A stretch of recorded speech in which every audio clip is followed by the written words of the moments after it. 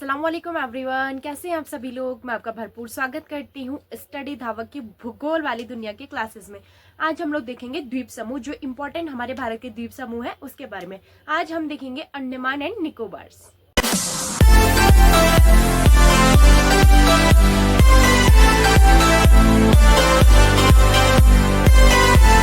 देखिए, हमारे भारत के दक्षिण पूर्व में अंडमान निकोबार एक समूह जो कि हमारे भारत का ही एक हिस्सा है।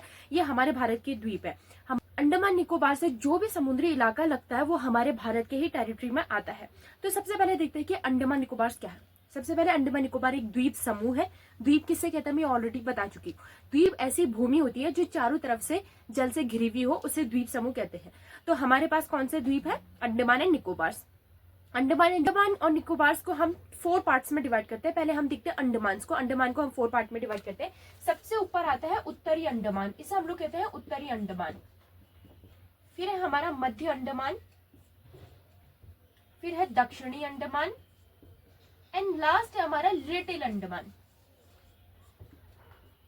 आया समझ में? तो हम 4 पार्ट्स में अंडमान को बांटते हैं, उत्तरी अंडमान, मध्य अंडमान, दक्षिणी अंडमान एंड लिटिल अंडमान। हर एक अंडमान की कुछ ना कुछ इंपॉर्टेंस है। सबसे पहले देखते हैं उत्तरी अंडमान। उत्तरी अंडमान में क्या इंपॉर्टेंट है? तो उत्तरी अंडमान में इंपॉर्टेंट है आपका नारकोंडम द्वीप। कौन सा? नारकोंडम। ठीक है, यहाँ पर एक द्वीप मिलता है नारकोंडम द्वीप, और नारकोंडम द्वीप में ही एक चीज मिलती है, नारकोंडम ज्वालामुखी। कौन सा ज्वालामुखी मिलता है? नारकोंडम ज्वालामुखी। लिख लीजिएगा, हमारे पूरे भारत में सिर्फ और सिर्फ अंडमान निकोबार में ही ज्वालामुखी मिलते हैं। पूरे भारत में उत्तर से दक्षिण से लेकर हर जगह से सिर्फ और सिर्फ कहाँ मिलते हैं?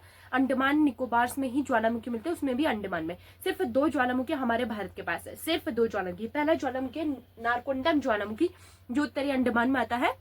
ये एक डेड ज्वालामुखी। कैसा है? डेड ज्वालामुखी। डेड ज्वालामुखी ऐसे ज्वालामुखी होते हैं जो बहुत सालों तक इरप्ट नहीं हुए, मतलब जिसमें कोई भी किसी भी प्रकार का लावा नहीं निकला है, जो कभी भी विस्फोट नहीं हुए, उसे कहते हैं हम लोग डेड ज्वालामुखी। तो नारकोंडम कैसा है? एक डेड ज्वालामुखी। कैसा है? डेड।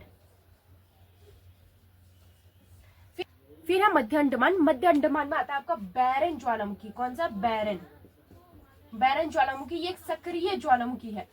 भारत का सक्रिय ज्वालामुखी कौन सा? बैरन। 2 ज्वालामुखी हो गए, नारकोंडम उत्तरी में, मध्य में बैरन। नारकोंडम उत्तर में, मध्य में बैरन। दक्षिणी अंडमान में आती है अंडमान और निकोबार की राजधानी पोर्ट ब्लेयर। कौन सी आती है? Port Blair. Port Blair. कौन सी आती है? Port Blair. फिर उसके बाद आता है हमारा लिटिल अंडमान। लेकिन दक्षिणी अंडमान और लिटिल अंडमान के बीच से एक लाइन गुजरती है, एक लाइन गुजरती है जिसे हम लोग कहते हैं डक्कन पासेस। क्या कहते हैं इसे? डक्कन पासेस।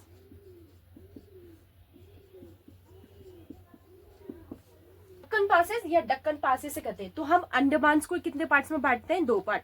उत्तरी अंडमान, मध्य अंडमान, दक्षिण अंडमान, लिटिल अंडमान। उत्तरी अंडमान में नारकोंडम ज्वालामुखी है, मध्य अंडमान में बैरन ज्वालामुखी है जो कि सक्रिय है, दक्षिणी अंडमान में इसकी राजधानी पोर्ट ब्लेयर। फिर दक्षिणी अंडमान के बाद लिटिल अंडमान आता है। दक्षिणी अंडमान लिटिल अंडमान के बीच में एक गैप है जिसे हम लोग कहते हैं डक्कन पासेस। अब देखते हैं निकोबार को। अंडमान के नीचे ही शुरू हो जाते हैं निकोबार।